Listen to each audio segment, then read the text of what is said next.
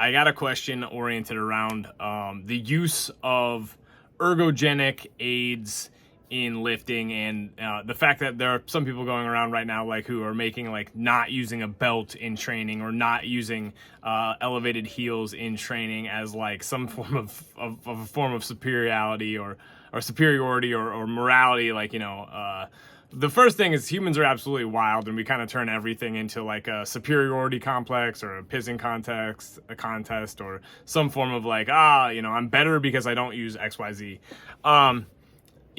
Lifting belts are a tool.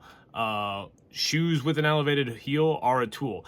I also went a long time resisting using shoes with an elevated heel when they would have definitely helped me get better at squatting if I would have just utilized them.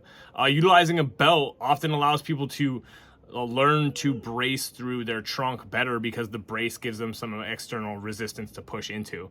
But none of these things are like, they're not deal breakers. Now there's all sorts of people who basically like are saying like you shouldn't squat in shoes that, or lift in shoes that are cushy. Like I just saw a dude squat like 405 in like just Nike running shoes, and it was great, right? Like if anything, that's cool because you're just doing it in like less than quote unquote optimal equipment.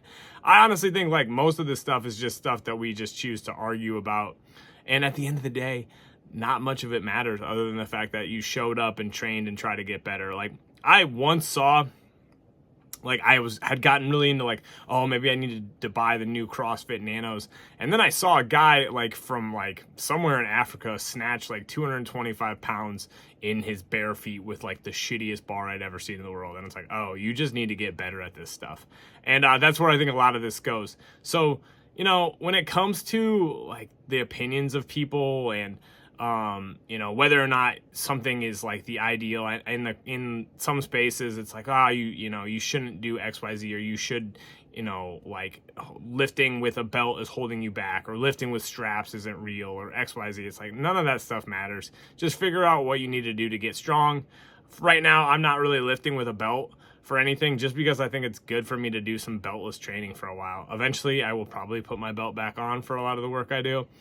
It's just a way I can probably lift a little bit more weight with a belt on than I can without, but this is just a way for me to just kind of create a constraint that helps me train. And I can also work on things like getting better at bracing my trunk and lifting, without the belt. So don't let these stupid, like superficial morality or superiority type arguments get in the way of just you doing what you need to do to go train. That's all I got for today. Peace.